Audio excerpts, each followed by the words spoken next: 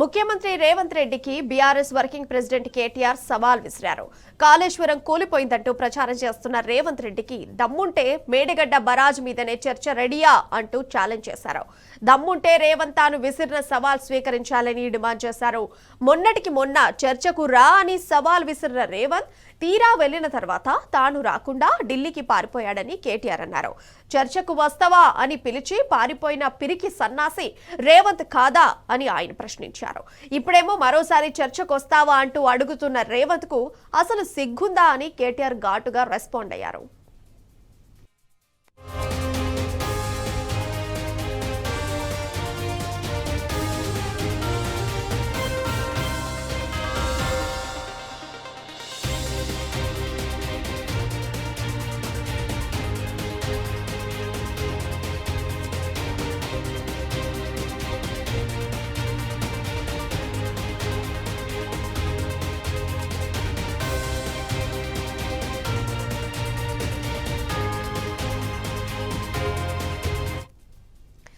ఇక రేవంత్ రెడ్డికి తెలివిలేక కాళేశ్వరాన్ని కూలేశ్వరం అంటున్నాడన్న కేటీఆర్ సాగర్ కట్ట మీద కాదు మేడిగడ్డ బ్యారేజ్ మీద చర్చకు రావాలని డిమాండ్ చేశారు. ఇప్పటికే మాజీ మంత్రి జగదీశ్వర్ రెడ్డి మేడిగడ్డ బరాజ్ వద్దకు వెళ్లి వచ్చి మరీ సవాల్ విసిరారని కేటీఆర్ అన్నారు. తుంగతుర్తితో పాటు సూర్యాపేట నియోజకవర్గం చివరి మడి వరకు నీరిచ్చిన నాయకుడు కేసీఆర్ అని తెలిసినా రేవంత్ పచ్చి అబద్ధాలు మాట్లాడుతున్నారని మండిపడ్డారు. ముఖ్యమంత్రి స్థాయి మరిచి మాట్లాడుతున్న రేవంత్ ఏం పీక్కుంటారో పీక్కోండంటూ నీచ వ్యవహరిస్తున్నారని కేటీఆర్ ఆక్షేపించారు. రానున్న స్థానిక సంస్థలో ప్రజలు ఏం చేస్తారో రేవంత్ చూస్తారంటూ ఆయన మండిపడ్డారు.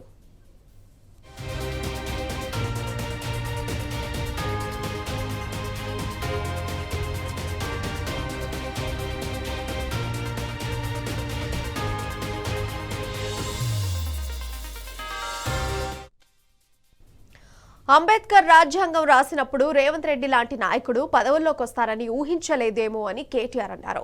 అప్పుడే ఊహించుంటే రేవంత్ లాంటి మోసగాళ్లను రీకాల్ చేసే వ్యవస్థను దేశంలో ప్రవేశపెట్టేవారన్నారు. రాజకీయాల్లో తిట్లు వాడటం తమకు ఇష్టం లేదన్న కేటీఆర్ రేవంత్ కు ఆయన భాషలో చెప్తేనే అర్థమవుతుందని మాట్లాడాల్సి వస్తుందన్నారు.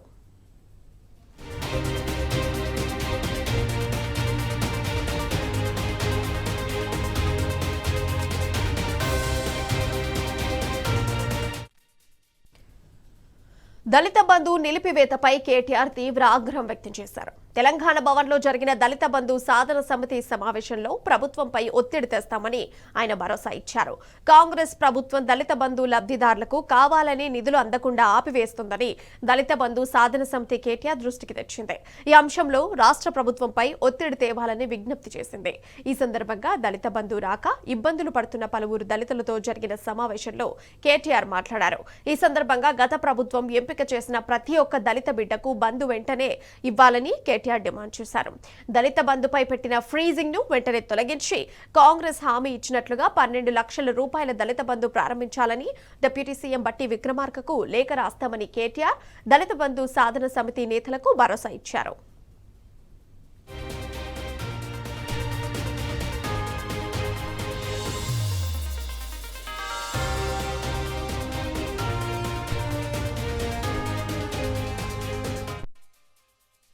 చెప్పాలంటే ఆ కాంగ్రెస్ అభయహస్తం అనే మేనిఫెస్టో ఏదైతే ఉందో అది ఈ శతాబ్దపు అతిపెద్ద మోసం. అది ఈ శతాబ్దంలోనే అతిపెద్ద మోసం ఏదైనా ఉందంటే కాంగ్రెస్ అభయహస్తం అనే మేనిఫెస్టో. ఒక్క వర్గం కాదు, అందరినీ మోసం చేసింది. ఖార్గే సాబ్ వచ్చి చేవెళ్ళలో చెప్పిండు 10 లక్షలు వాళ్ళు ఇస్తే 12 లక్షలు మేము ఇస్తాం, దళితులకు 18% వాటా ఇస్తాం ప్రభుత్వ కాంట్రాక్టులలో. ఇచ్చిర్రా? పెంచుతామన్నారు, పెన్షన్లు పెంచినరా? ఇంకెన్ని చెప్పినారు? ఒకటి కాదు, ఇన్నునే అందులో ఇంత పెద్ద లిస్ట్ ఉందని. నేను ఫస్ట్ మహేష్ని కోరేది ఏంటంటే ఫస్ట్ మనోళ్ళకి నేర్పిను అలా మేనిఫెస్టోలా ఎస్సీ ఎస్టీ డిక్లరేషన్లా దళితులకు ఇచ్చిన మాటలు ఏంది? ఉత్త దళిత బందే కాదు, ఎంత లంగలంటే ఏది పడుతుందో చెప్పుకుంటా మీరు నోటికి ఎంత వస్తే అంత. ఆ శ్రీధర్ బాబు అంటే ఆయన రాసిండు మేనిఫెస్టో, చైర్మన్ అయిన దాన్ని. నేను అసెంబ్లీలో ఆయన లేచినప్పుడల్లా అడుగుతా, ఏమైనా నువ్వేగా చైర్మన్, నువ్వు ఇలా బాగా నడుపుతున్నావు? ఇస్తామండి అంటాడు. ఇస్తామండి అంటే నువ్వే చెప్పినావు కదా 100 రోజులు ఇస్తా అని. 100 రోజుల్లో ఇస్తా, 6 అయినా ఇటు సూర్యుడు అటు పొడిచినా అని డైలాగులు కొట్టింటే మేం కాదు. అందుకే అడుగుతున్నాం. 100 రోజుల్లో చేయలేదు కాబట్టి 600 రోజులు అయింది కాబట్టి అడుగుతున్నాం బరాబర్. అంటే వాళ్ళకు ఉక్రోషం వస్తాను. ఇక ముఖ్యమంత్రి ఏమని అడిగి మీరు చూస్తాను, ఆయన మాటలు, ఆయన పద్ధతులు ఎవడన్నా అంటాడే ఊళ్ళల్లో ఆఖరికి పైసలు లేనోడన్నా మాట్లాడతాడు అట్లా లోపల బని పొక్కలున్న మీదికెళ్ళి మాత్రం తెల్లంగా వేసుకొని ఏం షాన్ మే ఫరక్ నీ అని అన్నట్టు ఉంటాం. ఎవడన్నా ముఖ్యమంత్రి నేను ఢిల్లీకి పోతున్నాను కలుపుతలేరు, చెప్పులు ఎత్తుకపోతున్నామో అని అపాయింట్మెంట్ ఇస్తలేరు, ఎవడన్నా అంటాడా? అరే ఇంత అన్యాయం మాటలు. ఇంకా ఘోరం ఏంటంటే ఇంకా ఘోరం ఏం చేస్తారా ఆయన గోసుక తింటారా? ఏమంటాం ఇక నన్ను గోసుక తింటారా అంటే కోసుక తింటా గొర్రెనా మేకనా లేకపోతే వాడు చికెనా? కోసుక తింటారా నన్ను? ఏం చెప్తారు మీరు అంటే నేను గద్దె మీద కూర్చున్నా ఇప్పుడు నన్ను ఏం బిక్తారు మీరు అంటుండ్రు. మరి ఏం బిక్తారు అంటే మరి పీకేది మనమే చూపెట్టాలి. రేపు లోకల్ బాడీ ఎలక్షన్ రానే వచ్చింది అంటే ఆయన ధీమా ఏంది? ఇప్పుడు డాక్టర్ అంబేద్కర్ గారు మన రాజ్యాంగ నిర్మాత భారతరత్న పాపం పెద్ద మనిషి అన్ని ఆలోచన చేసిండు, అద్భుతమైన రాజ్యాంగం రాసిండు. కానీ గిసొంటి లంగాలు ఉంటారని ఆయన కూడా ఊహించారు. గద్దెనెక్కివ్వండి మళ్ళీ తిరిగి 5 ఏళ్ళ లోపల దించే అవకాశం లేదు. ఎక్కినానుకో కూర్చోవాలి మళ్ళీ వాడిని దించాలని మళ్ళీ 5 ఏళ్ళు చూడాలి ఇంతదాకా. పాపం ఆయన కూడా పెద్ద మనిషి రీకాల్ వ్యవస్థ అని పెట్టలేదు. కొన్ని దేశాలలో ఉంది రీకాల్ అంటే ఇచ్చిన మాట నెరవేర్చకపోతే మళ్ళీ వెనక పిలుచుకునే అధికారం ప్రజలకు ఉంటుంది. గట్సొంటి వస్తే ఇటువంటి లంగాలు కూడా భయపడతారు. లేకపోతే ఏంది ఇవాళ నన్ను ఏం బిక్తారు మీరు? ఏమనంటే కేసీఆర్ మీద బట్టగాలుస్తా వేస్తా, తెల్లారులేస్తే డైలాగులు కొడతా, కేసీఆర్ని తిడతా, ఏమేమి మాటలు ఆయన ఇంటే ఆయన నోటికి మొక్కాలి. గుడ్లు వీకి గోటిలాడుతున్నాడు, మెడల పేగులు వేసుకుంటాడు, బట్టలు కూడా తీసి కొడుతున్నాడు. వీడు ముఖ్యమంత్రి. మళ్ళీ వానేమన్నా తిడితే నాకు బలపాటు, ఇదో పెద్ద కథ. మళ్ళీ వాడిని గట్టిగా ఏమన్నా అన్నా అనుకో మా లచ్చనని అంటాడు, నువ్వు తింటాకు సార్ అంటే. నేను తిడతలేనే వాడు చెప్పినే చెప్తున్నాను, నేను చెప్తున్నాను ఆయన భాషలో ఆయనకు అర్థమయ్యేటట్టు చెప్తున్నా అని చెప్తున్నా. ఏం చెప్పాలి మరిగా? ఇప్పుడు కుక్క కాడుకు చెప్పు దెబ్బ. మరి ఏం చేయాలి? నేను మాకు ఇష్టం లేదు తిట్టుడు, ఆ భాష ఇష్టం లేదు, కానీ తప్పలేదు. ఎందుకంటే ఆయనకు ఇంకో భాష అర్థమవుతలేదు. నిన్న కూడా కేసీఆర్ తుంగతుర్తికి, కోదాడకు, సూర్యాపేటకు చివరి మడి వరకు నీళ్ళు ఇచ్చింది కేసీఆర్ కాళేశ్వరం ద్వారా. అది ఆయనకు తెలుసు, తెలియదని కాదు. కానీ ఎంత లంగా అంటే ఈయన వచ్చినాక 2 ఏళ్ళ నుంచి నీళ్ళు లేవు. అన్నీ తెలుసు, ఇది తెలుసు అది తెలుసు. కానీ చర్చకు వస్తావా అంటాడు. మొన్న పోయినాం చర్చకు రమ్మండి, ఆడికెళ్ళి మళ్ళీ వీకెండ్ మళ్ళీ చర్చకు వస్తావా నిన్న డైలాగ్. ఏమనాలి? చర్చకు పిలిస్తేనేమో పారిపోతాడు పిరికి సన్నాసి. మళ్ళీ చర్చకు వస్తావా కేసీఆర్, నాగార్జున సాగర్ కట్ట మీదకి వస్తావా? మేమన్నాం ఇక రారాబాయి మరి మేడిగడ్డ బరాజ్ మీదకి రాయిగా ఆడిడేందుకు. మంచిగా ఉంది అది, కూలిపోలే.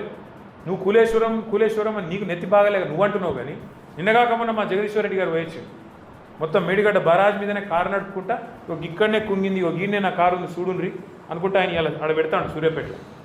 నేనేమంటున్నా అంటే ఇంత మోసం, ఇంత దగ ఒక దళితులనే కాదు, ఏ వర్గాన్ని విడిచిపెట్టకుండా అందరికీ. ఆడబిడ్డలకు చెప్పిండు నెలకు 2,500 ఇస్తాను, ఎదురు చూస్తాను. 1,68,00,000 మంది ఆడపిల్లలు 18 ఏళ్ళు నిండిన వాళ్ళు ఉన్నారు రాష్ట్రంలో. వాళ్ళందరూ ఎదురు చూస్తాను ఎప్పుడు వస్తాయి 2,500. వచ్చినాయా? 42% రిజర్వేషన్లు ఇస్తా అన్నాడు. ఏది దిక్కులేదు. ఒక వర్గం కాదు, రైతులకు వెంటనే రుణమాఫీ అన్నాడు. 10,000 కాదు 15,000 ఇస్తా అన్నాడు. రైతు కూలీలకు ఇస్తా అన్నాడు. కౌలు రైతులకు ఇస్తా అన్నాడు. ఎన్ని మాటలు, ఎన్ని మోసాలు లెక్క పెడితే మొత్తం 420 ఉన్నాయి, కరెక్ట్గా 420. అందుకే నా ప్రార్థన మీతో, ముఖ్యంగా తమ్ముడు మహేష్తో, మీ అందరితో కూడా, ఒకటి మీరు సమిష్టిగా కొట్లాడితేనే, మీరు గొంతిప్తేనే అడగంది అవ్వ కూడా పోవే పెట్టదు. మొదలు ఈరోజు మీటింగ్ తర్వాత నేను పార్టీ తరఫున బట్టి విక్రమార్క గారు, ఆయన ఇవాళ డిప్యూటీ సీఎం ఉన్నాడు, ఆర్థిక శాఖ మంత్రిగా ఉన్నాడు, వెంటనే లెటర్ రాస్తా. మీ రిప్రజెంటేషన్ తీసుకొని దాని మీదకెళ్ళే లెటర్ రాస్తా. దళిత బంధు సాధన సమితి అని చెప్పి ఇట్లా రాష్ట్ర వ్యాప్తంగా ఉద్యమాలు జరుగుతున్నాయి. మరి మీరు వెంటనే స్పందించి మీరు ఇచ్చిన హామీ ప్రకారం మొదలు ఇదివరకు ప్రభుత్వం విడుదల చేసిన పైసలు విడుదల చేయాలి, ఇన్స్టాల్మెంట్లు. రెండవది ఫ్రీజింగ్ ఎత్తేయాలి. మూడవది మరి మీరు ఇచ్చిన అంబేద్కర్ అభయహస్తం మేనిఫెస్టో ఏదైతుందో అందులో మీరే చెప్పిండ్రు 10 కాదు 12 ఇస్తా అని. ఎప్పటి నుంచి చాలు చేస్తావు? ఇదివరకు ఇచ్చినవి ఎప్పుడు రిలీజ్ చేస్తావు? ఇవి ఎప్పటి నుంచి చాలు చేస్తావు చెప్పాలని అడుగుతాను. అట్లా ఆయనకి యాద్ చేస్తా. కేసీఆర్ ఉన్నప్పుడు 1022 గురుకుల పాఠశాలలు పెట్టినారు. ఇలా గురుకుల పాఠశాలల్లో ప్రతిరోజు ఒక చెడ్డవారు, ప్రతిరోజు ఫలానా కాడ పిల్లలకు బోసక్కగా లేక ఫుడ్ పాయిజనింగ్ అయింది, 30 మంది అస్వస్థత, 40 మంది ఇట్లా, ఇప్పటికి 100 మంది పిల్లలు చచ్చిపోయినారు, 1000 మంది ఇప్పటికీ ఆసుపత్రుల్లో పాలైంది. నీ పిల్లలకి ఇట్లా ఎత్తుకుంటావా రేవంత్ రెడ్డి అని నేను అడిగినాడు కడుపుగాలి. నీ పిల్లలకు, నీ బిడ్డకో నీ మన్మన్కో ఇట్లా ఎత్తుకుంటావా? ఇదే తిండి పెడుతుకుంటావా? ఇవాళ సాంబార్ వాళ్ళకు పైసలు ఇస్తలేదు. పెద్ద పెద్ద కాంట్రాక్టర్లకేమో పైసలు, వాళ్ళకు అలా ఫుడ్ పెట్టేటోళ్ళకి పైసలు ఇస్తలేరు గురుకులాలకు. నేను ఇంకొక మాట అడుగుతున్నా. 2 ఏళ్ళ ఇప్పుడు 20 నెలలు అయింది దగ్గర 20 నెలల్లో ఒక కొత్త స్కీమ్ చాలు కాలేదు. ఒకళ్ళకి రూపాయి ఇచ్చింది లేదు, ఒక్కటి ఫ్రీ బస్సు తప్ప ఇంకోటి ఏమైనా ఉందా? ఏది లేదు. మరి ఆడబోతున్నాయి పైసలని? పిల్లలకు భోజనం పెట్టలేని దుస్థితిలో ఉందా ప్రభుత్వం? ఒక్క గ్యారెంటీ అమలు చేయకపోతివి, రైతు బంధు పెంచకపోతివి, 2 సార్లు ఎగ్గొడితివి, దళిత బంధు పెంచకపోతివి, ఉన్న పైసలే ఇవ్వకపోతివి, ఆడబోతున్నాయి పైసలు? మరి ప్రభుత్వం యొక్క డబ్బులు, ప్రజల యొక్క సంపద ఎక్కడ పోతుంది? ఎవరి జేబులకు పోతుంది? ఢిల్లీలో రాహుల్ గాంధీకి పోతుందా? కాంట్రాక్టర్లకు పోతుందా? మరి ఏడబోతున్నది చెప్పాల్సిన బాధ్యత ప్రభుత్వానికి లేదా? అందుకే మేము కొట్లాడుతుంటే మా మీద కేసు, ఈ కేసు నొక్కుదామా, ఆ కేసులో నొక్కుదామా, ఏం బీక్తావు? ఎక్కువ ఓ కేసు పెడతావు, 4 రోజులు జైలుకి పంపుతావు, నీకు కక్ష తీసుకుంటావు, అంతే కదా. అంతకంటే ఎక్కువ చేసేది ఏముంటుంది మమ్మల్ని? కానీ ఒకటి మాత్రం పక్క, ఆయన కేసులు పెట్టినా, జైళ్ళకు పంపినా, ఆయన ఇంకో 10 కేసులు ఇంకా పెట్టినా మేము మాత్రం ఊకోము. ఖచ్చితంగా కేసీఆర్ గారి నాయకత్వంలో అందరం సమిష్టిగా మీకోసం, రాష్ట్రంలోని ప్రతి ఒక్కరి కోసం కొట్లాడుతూనే ఉంటాం. కాకపోతే మీ మద్దతు మాకు కావాలి. మీరు ఇప్పటికే 16 జిల్లాలకు పోయినామన్నారు, సంతోషం. మిగతా 14-15 జిల్లాలు కూడా మీరు పోవాలి. తప్పకుండా అందరం కలిసికట్టుగా ముంగడికి పోవాల్సిందే. తప్పకుండా 100% మీకు అండగా నిలబడుతుంది. ఈశ్వరన్న చెప్పిండు మరి 16 జిల్లాలో మరి ఇప్పుడు తమ్ముడు ఇచ్చినాడు, ఏమేమి పోరాటాలు చేసిండ్రు, ఎక్కడెక్కడ చేసిండ్రు, బ్రహ్మాండంగా చేసిండ్రు. హుజురాబాద్లో కూడా చక్కటి కార్యక్రమం చేసిండ్రు. మా సోదరుడు కౌశిక్ రెడ్డి గారు కూడా ఆ రోజు అరెస్ట్ అయ్యాడు, దెబ్బలు తిన్నాడు. ఆయన కూడా బాగా ఇబ్బంది పడ్డాడు ఆ రోజు, నాకు యాదుకుంది. మీరు ఇంకా రాష్ట్ర వ్యాప్తంగా మీరు ఇంకా కమిటీలు విస్తరించండి, మేము మీకు పూర్తిగా అండగుంటాం, పార్టీ అండగుంటుంది. మీ కార్యక్రమం ముందు ఈశ్వరన్ నాకు చెప్పండి, అన్న ఇక వారం రోజుల తర్వాత ఇక్కడ చేస్తున్నాం, మొత్తం పార్టీ మొత్తం మీకు అండగా వచ్చి నిలబడుతుంది. మీ కార్యక్రమం కేసీఆర్ గారు మా అందరికి కూడా చెప్తా ఉన్నాడు, ఏందయ్యా మీరు దళిత బంధు మర్చిపోయినరా, ఎందుకు మాట్లాడతలేరు మీరు అందరూ, ఏం పుట్టింది మీకు అని చెప్పి మాకు కూడా ఎప్పటికప్పుడు సార్ చెప్తూనే ఉన్నాడు. మేమందరం కూడా మీకు అండగా నిలబడతాం. ఉదాహరణకు కూడా మీరు మంత్రులే చేయాలన్నారు, వారం రోజుల ముందే చెప్పుండ్రి, మొత్తం పుట్టమలతో సహా ప్రతి కార్యకర్త ప్రతి అని చెప్పి వాళ్ళు కూడా భయపడతారు. కానీ అల్టిమేట్గా మాత్రం నేను చెప్పేది ఒకటే, ఏ ప్రభుత్వం అయినా, ఏ మంత్రి అయినా, ఏ ముఖ్యమంత్రి అయినా, ఎంత గొప్పోడైనా ప్రపంచ చరిత్ర చూస్తే మంచి మోకా ఇప్పుడు మనకు దొరికింది. లోకల్ బాడీ ఎలక్షన్ ముంగట్నే ఉన్నది, సర్పంచ్, ఎంపీటీసీ, జెడ్పీటీసీ, అట్లే కౌన్సిలర్ ఎలక్షన్లు ముంగట్నే ఉన్నాయి. నా ప్రార్థన మీతోని దళిత జాతిని తప్పకుండా జాగృతం చేయాలి, చెప్పాలి. కాంగ్రెస్ సర్కారు అసమర్థ విధానాలతో తెలంగాణ కరువు కోరల్లో చిక్కుకుందని మాజీ మంత్రి ఎమ్మెల్యే జగదీష్ రెడ్డి ఆవేదన వ్యక్తం చేశారు. తెలంగాణ రైతుల వరద ప్రధాయిని కాళేశ్వరంపై దుష్ప్రచారం చేస్తూ రాష్ట్రాన్ని ఎండబెడుతున్నారని నిప్పులు చెరిగారు. కాళేశ్వరం అంటే ఏంటో సీఎం రేవంత్ రెడ్డికి అసలే తెలియదని ఎద్దేవా చేశారు.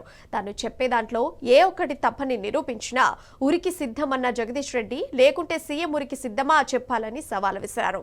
కన్నపల్లి పంప్ హౌస్ ప్రారంభిస్తే సీతారాం తండా, బసవాపూర్, ఎస్ఆర్ఎస్పీకి నీళ్లు చేరుకుంటాయని చెప్పారు. 20 నెలలుగా మాట్లాడి అబద్ధాలు, ఆయన కావచ్చు, ఆయన గురువులు, పక్క రాష్ట్ర ముఖ్యమంత్రి ఒక గురువు, పైన ప్రధానమంత్రి ఒక గురువు, వాళ్ళదైన మీడియా మద్దతుతోని, ఆ స్లాటర్ హౌస్ల మద్దతుతోని, మనుషుల వ్యక్తిత్వ హననాలను చేసే వధశాలల మద్దతుతోని నోటికొచ్చినట్టుగా మాట్లాడుతూ కాళేశ్వరం పైన లక్షల కొద్ది అబద్ధాలు ప్రచారం చేస్తూ పుంకాలుగా 1000 పేజీలు అబద్ధాలు రాపిస్తూ నోటికొచ్చే పద్ధతిలో మాట్లాడారు. కాళేశ్వరం లేనే లేదు, మాయమైపోయింది అని. ఒక మాట నేను నమ్మకంగా చెప్పగలను, అసలు కాళేశ్వరం అంటే ఏందో ఈ రోజు కూడా ముఖ్యమంత్రికి తెలియదు. అది ఎందుకో నేను చూపిస్తాను ఇప్పుడు. అసలు కాళేశ్వరం అంటే ఏంది, దేన్ని కలిపి కాళేశ్వరం అంటారు, ఆ పేరు ఎందుకు పెట్టిండు కేసీఆర్, ఎందుకు అక్కడనే ప్రాజెక్టు ప్రారంభం చేసిండు, అసలు అది ఉన్నదా లేదా, వీళ్ళు చెప్తున్నా మేడిగడ్డ బరాజ్ ఉందా పోయిందా, అన్నారం బ్యారేజ్ ఉందా పోయిందా, సుందిల్ల బ్యారేజ్ ఏమైనా సంబరపడిపోయిందా, అవి ఉన్నవా లేవా మనం ఒకసారి చూద్దాం. ఇప్పుడు నేను స్వయంగా పోయి ప్రతి బ్యారేజ్ మీద నిలబడి అక్కడి నుంచే మాట్లాడి వచ్చిన. ఇప్పుడు నేను మాట్లాడబోతుంది, నేను చూపించబోతుంది ఒక అక్షరం తప్పని ఎవరు నిరూపించినా ముఖ్యమంత్రి ఏదైతే ఊరి వెయ్యాలి అని అన్నాడో నేను దానికి సిద్ధంగా ఉన్నా. నేను మాట్లాడింది నిజమని నువ్వు మాట్లాడిందని తప్పని నిరూపిస్తే నువ్వు దానికి సిద్ధంగా ఉన్నావా ముఖ్యమంత్రి? ఈ నీళ్ల మంత్రి ఇద్దరు మూర్ఖుల చేతిలో ఈ రాష్ట్ర ఇరిగేషన్ రంగం నాశనం అయిపోతుంది. ఈ రాష్ట్ర రైతాంగం నలిగిపోతున్నారు. తుంగతుర్తి, సూర్యాపేట, కోదాడులకి వరుసగా 5 సంవత్సరాలుగా నీళ్ళు ఇచ్చినమా లేదా? మీరు పంటలు పండించరా లేదా? రైతులుగా మీరు చెప్పాలి. ఇవాళ రైతాంగం మొత్తుకుంటున్నారు. కాళేశ్వరం చివరి నీళ్లు వందిన మన చిన్న శ్రీధరం తండను, మన రవి చెరువు, మన మోతే, మన తుంగతుర్తి ప్రజలే కాదు, మొట్టమొదటి ఉన్న గోదావరిని ఆనుకొని ఉన్న రామగుండం, పెద్దపల్లి, మంతని నియోజకవర్గ ప్రజలు కూడా మొత్తుకుంటున్నారు, ధర్నాలు చేస్తున్నారు. మాకు నీళ్ళు ఇవ్వండి, నీళ్ళు ఇచ్చి పోతున్నాయి. ఇప్పుడు పైన గోదావరి రావడం లేదు, అది ఇప్పట్లో వచ్చే అవకాశం కూడా లేదు. ఇగో వస్తున్న నీళ్లు ప్రాణహిత నుంచి వస్తున్నాయి. కన్నేపల్లి పంప్ హౌస్ సిద్ధంగా ఉంది లేపిపోయడానికి, మాకు ఇవ్వండి అని చెప్పి మొత్తుకుంటున్నారు అక్కడ రైతులు. అక్కడి నుంచి ఇక్కడి వరకు ఉమ్మడి కరీంనగర్ జిల్లా కావచ్చు, ఉమ్మడి వరంగల్ జిల్లా కావచ్చు, ఉమ్మడి నల్లగొండ జిల్లా కావచ్చు, ఉమ్మడి మెదక్ జిల్లా కావచ్చు, నిజామాబాద్ జిల్లా కావచ్చు, ఇవాళ కరువు కోరలతో ఇబ్బంది పడుతున్న తెలంగాణ రైతాంగం కన్నెపల్లి పంప్ హౌస్ ప్రారంభం చేస్తే 4 రోజుల్లోనే నా సీతారాం తండ్రికి నీళ్లు చేరుకుంటాయి, చివరి ప్రాంతానికి నా బసవాపూర్కు నీళ్లు చేరుకుంటాయి, ఎస్ఆర్ఎస్పికి పోచంపాడు కూడా నీళ్లు చేరుకుంటాయి. తమకు 3 రోజుల సమయం ఇస్తే కాళేశ్వరం ప్రాజెక్టు నుంచి నీళ్లు ఎలా తెచ్చుకోవాలో చూపిస్తామంటూ తుంగతుర్తి, సూర్యాపేట రైతాంగం సవాల్ విసిరింది. మాజీ మంత్రి Jagadishwar Reddy power point presentation ద్వారా కాళేశ్వరం మానకట్ట పూర్వాపరాలను సంపూర్ణంగా వివరించారని రైతులు ఆనందం వ్యక్తం చేశారు. 3 రోజులు టైం ఇస్తే గోదావరి నీళ్లతో తమ భూములను సస్యశ్యామలం చేసుకుంటామంటున్న రైతులతో మా నల్గొండ ప్రతినిధి Ramu face to face. Telangana జీవధార, తెలంగాణ అక్షయపాత్ర, తెలంగాణ నీటి సంబంధించినటువంటి అక్షయపాత్ర, కాళేశ్వరం గొప్పతనాన్ని వివరిస్తూ కాంగ్రెస్ పార్టీ, బీజేపీ పార్టీ చేసినటువంటి అసత్య ప్రచారాన్ని తిప్పికొడుతూ ఈరోజు మాజీ మంత్రి Suryapet MLA Jagadish Reddy power point presentation ఇచ్చారు. తుంగతుర్తి నియోజకవర్గం నుంచి, సూర్యాపేట నియోజకవర్గం నుంచి పెద్ద ఎత్తున ఆయకట్టు రైతులు వచ్చి ఆయన చెప్పిన ఆశాంతం కూడా వినడం జరిగింది. కాళేశ్వరం ప్రాజెక్టుని ఎన్ని బాధలు పడి కట్టారు, ఎంత మేధోమదనం చేసి కట్టారు, ఈ రోజు వరకు కూడా ఎంత పటిష్టంగా ఉంది, ఎందుకు కావాలని కాంగ్రెస్ పార్టీ అవన్నీ కూడా నిష్ప్రయోజనంగా చేసినటువంటి అంశాలన్నిటి కూడా కూలంకషంగా వివరించారు. రైతులైతే చాలా సావధానంగా వినడం జరిగింది, అర్థం చేసుకోవడం జరిగింది. సూర్యాపేట రైతాంగం అంతా ఉన్నారు, వారితో మనం మాట్లాడదాం. ఏమనిపించింది నీకు? కాళేశ్వరం సంబంధించి జగదీష్ రెడ్డి గారు వివరించారు కదా, ఎన్ని బాధలు పడి కట్టిరు, ఎంత మేధోమదనం చేసి కట్టిరు, ఎక్కడో ఉన్న గోదావరి నీళ్లు 350 కిలోమీటర్లు ఉన్నటువంటి సూర్యాపేటకు మీకు తీసుకొచ్చారు. కాంగ్రెస్ ప్రభుత్వం వచ్చినాక సర్వనాశనం చేశారు. పొలాలు పోయిన కారణాల యాసంగా మొత్తం ఎండబెట్టి రైతుల ఆడోళ్ళ మగోళ్ళ అందరు కూడా ఏడిపించి అన్యాయం చేసింది కాంగ్రెస్ ప్రభుత్వం వచ్చి. కానీ మోసం చేసి అది మేము అది ఇస్తాం, ఇది ఇస్తాం, మీకు ఎన్నో రాయితీలు ఇస్తున్నామని చెప్పి మమ్మల్ని అన్యాయం చేసి ఇలా కాళేశ్వరాన్ని ఎండబెట్టి కొన్ని వేల కుటుంబాలు నాశనం అయిపోయినాయి. మా జగదీశ్ రెడ్డి గారు మా గోస చూడలేక పెద్ద గోస పడుతుండు, కాలువల బట్టి వస్తుండు. ఇక్కడి నుంచి కాదు, తండలు సూర్యాపేట జిల్లాల మొత్తం ముఖతపురం వరకు నీళ్లు బారినాయి. అలాంటి ఇవాళ కాళేశ్వరం వెళ్ళాలని చెప్తుండు ముఖ్యమంత్రి గారు. అన్యాయం ఇది. కానీ రైతుల ఉసురు తగిలి ఖచ్చితంగా రేవంత్ రెడ్డి పోతులని మీ అందరికీ మనవి చేస్తున్నాం. బ్యారేజ్లని కాళేశ్వరం గట్టినే ఉంది. 8 సంవత్సరాలు కేసీఆర్ ఉన్నప్పుడు ఏకదాటిగా నీళ్లు పుష్కలంగా నీళ్ళు వచ్చేది. రేవంత్ రెడ్డి గారు వచ్చిన కానించి ఒక్క సుక్క కూడా కాలువలో నీళ్ళు రావట్లే. ఇప్పటికే వానదేవుడు కనికరించట్లేదు. ఇందులో నీళ్లు కూడా రాక అష్ట కష్టాలు పడుతున్నారు రైతులు. ఇప్పుడు మాకు జగదీశ్వర్ రెడ్డి రోజు పిలుపునిచ్చి సూర్యాపేటకు జిల్లా నుంచి నీళ్లు రావట్లేదు, అందరం కలిసి కాళేశ్వరం కడిపోయి మాకు అప్పచెప్పండి, కాళేశ్వరం మేము ఆమ్ చేస్తామనే దృష్టికి తీసుకొచ్చిండు. కావాలని వాళ్ళు కుట్రపూరితంగా రేవంత్ రెడ్డి గారు కుట్రపూరితంగా చేస్తున్నారు. అందువల్ల మా జగదీశ్వర్ రెడ్డి సారు మా గురించి బాధపడి అక్కడ తీసుకుపోయి రైతులని మేమే రైతులందరం అందరం కట్టుకట్టుగా మేమే పోయి ఆన్ చేస్తాం కాళేశ్వరం ప్రాజెక్ట్. ఓకే, ఎట్లా ఉందండి కాళేశ్వరం ప్రాజెక్టును పదే పదే బదనాం చేశారు. ఈరోజు మీరు ఈ ప్రజెంటేషన్ చూశారు, చాలా అద్భుతంగా బ్యారేలు ఉన్నాయి. కన్నెపల్లి పంప్ హౌస్ ఆన్ చేస్తే నీళ్ళు వస్తాయి. మీకు ఎట్లా అర్థమైంది? ఒకటి, కాళేశ్వరాన్ని బదనాం చేయడమే కాదు కాంగ్రెస్ ప్రభుత్వం, తెలంగాణ ప్రజలని కూడా బదనాం చేసింది. తెలంగాణ ప్రజల్ని 70 సంవత్సరాల ఈ స్వాతంత్రంలో ఇంతవరకు గోదావరి మీద ఆనకట్టేసిన రాజకీయ నాయకుడు లేడు. ఎప్పుడో ఒక డైలేశ్వరం దగ్గర ఆంధ్రాలో ఒక కాటన్ ద్వారా ఒక డైలేశ్వరం దగ్గర ఒక ఆనకట్ట ఇస్తే గోదావరి మీద, అతనికి ఆంధ్రాలో ఇప్పటికీ వర్ధంతులు జయంతులు చేసి దండలేసి దండం పెడతారు. ఇక్కడ ఇదే తెలంగాణలో ఈ ప్రజలు, ఈ కాంగ్రెస్ ప్రభుత్వం వాళ్ళు అదే గోదావరి మీద ఆనకట్టేసిన కేసీఆర్ గారికి జైల్లో పెడుతున్నట్టుండు రేవంత్ రెడ్డి. అంటే వీడంత పిచ్చి ముఖ్యమంత్రి, వీడంత షాడిస్ట్ ముఖ్యమంత్రి ఇంకొక లేడు. అలాంటి కేసీఆర్ గారికి వాళ్ళు దండలేసి దండం పెట్టాలి మనం. అది మర్చిపోయి దండలేసి దండం పెట్టేది పోయి జైల్లో పెడతానంటుండు. వీరంత తిక్కల ముఖ్యమంత్రి ఇంకెవరు లేడు. ఈ 70 సంవత్సరాల్లో 57 సంవత్సరాలు కాంగ్రెసే పాలించింది ఈ రాష్ట్రాన్ని ఉమ్మడి రాష్ట్రంగా.